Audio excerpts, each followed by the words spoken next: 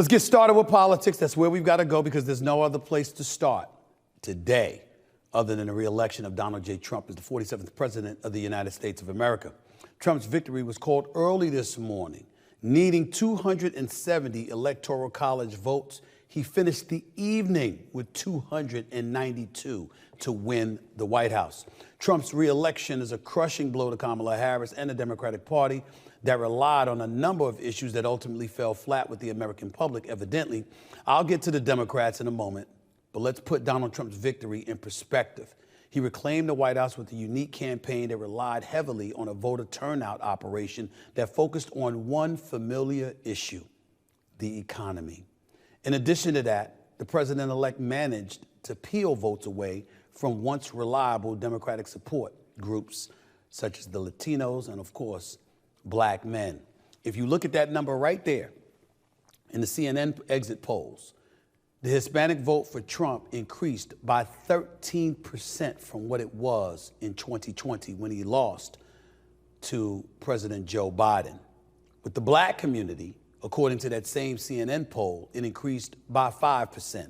And obviously, when you hear 5%, you're automatically going to deduce that it was black men that ultimately hurt Kamala Harris. I tend to focus on the 13% because I think that when you are Kamala Harris and the Democratic Party, that's really what we have to do as we take a closer look as to what transpired. I'm going to say this before I get into any of that. Donald Trump's return to the White House is the greatest comeback probably in American history. 34 felony counts, 2 impeachments. I can't count the number of mistakes that he has made. When he departed in 2020 after the insurrection at the United States Capitol, we all thought he was finished. He was done. He went back to his hub at Mar-a-Lago in Florida, and the next thing you know, plotted a return to the White House that, regardless of what they tried to throw in his direction, nothing worked. Nothing worked. Now, we could say what we want about his policies, whatever they may be. We could say what we want about his character, whatever you want to say. But when you think about leaders, one of the primary elements you're looking for from them is fight. Are you somebody that has alligator skin and a level of intestinal fortitude that few can rival? So when you got to go into the lion's den and deal with adversity, you're more than capable of doing so. Ladies and gentlemen, I don't know if any of us can definitively say we could deal with what Donald Trump dealt with and still end up back in the White House. He was definitely helped by Joe Rogan's endorsement in the wee hours before the election began, or before election day began. That played a role. He had some celebrities supporting him. I don't think that played much of a role. But ultimately, his focus on the economy and inflation ravaging us all, combined with the border issues, immigration, and over 11 to 12 million migrants entering the country illegally and focusing on that, I thought that there were certain things that he did that were nothing short of brilliant. Now, I have been on the record stating on several occasions, the economy was one thing. I just talked to you about that. Immigration was another. I just talked to you about that. What about crime in the streets?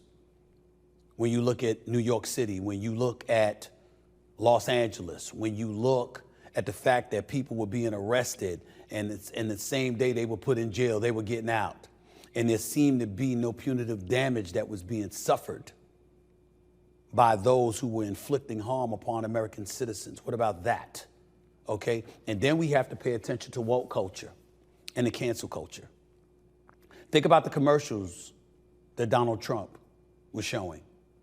Think about the commercials that involved Charlamagne tha God and the Breakfast Club when they kept playing footage of Kamala Harris saying she was in support of transgender operations taking place even for those incarcerated, while incarcerated. Think about that.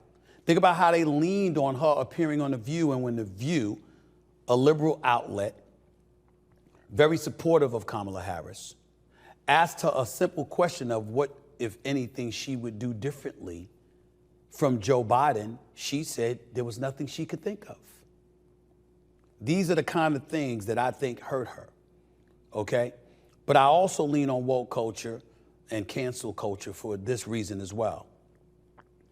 They also brought up how somebody transitioning from being a male to a female were competing against women and young ladies, knowing that there were an abundance of people, not just on the right, but independents, who would not support that.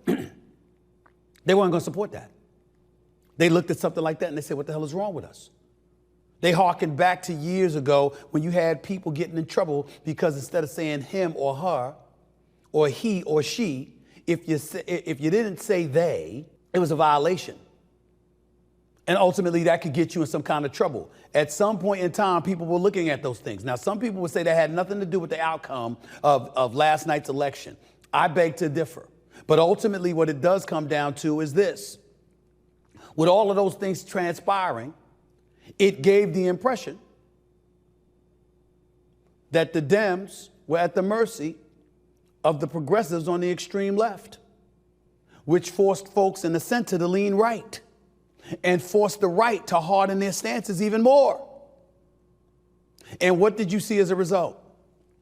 There was no blue wall, ladies and gentlemen.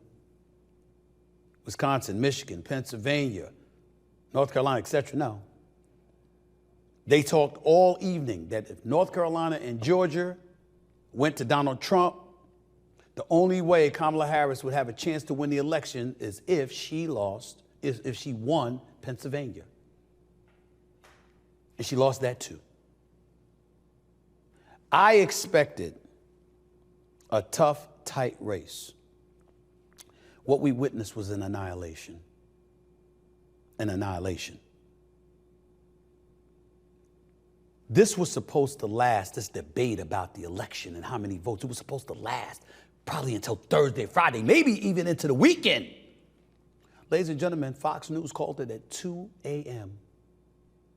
2 a.m. we knew that Donald Trump had won back the White House. It was that kind of a romp, that kind of an annihilation. There are many, many things to insult Donald Trump about. There are many times we could have done it in the past. We can't do it today. There ain't a damn thing we could say. America has spoken. The Republicans have the White House. They have the Senate, by the way. They won back the Senate. They flipped it. And they're probably going to retain the House. They had it from 2017 to 2019. They got it back again. America has spoken. America has spoken. By the way, look at this cover on Vanity Fair, please. Take a look at this. With Trump's face, 34 felony counts, 1 conviction, 2 cases pending, 2 impeachments, 6 bankruptcies, 4 more years, and the 47th American president for the United States of America. What do you say? What do you say?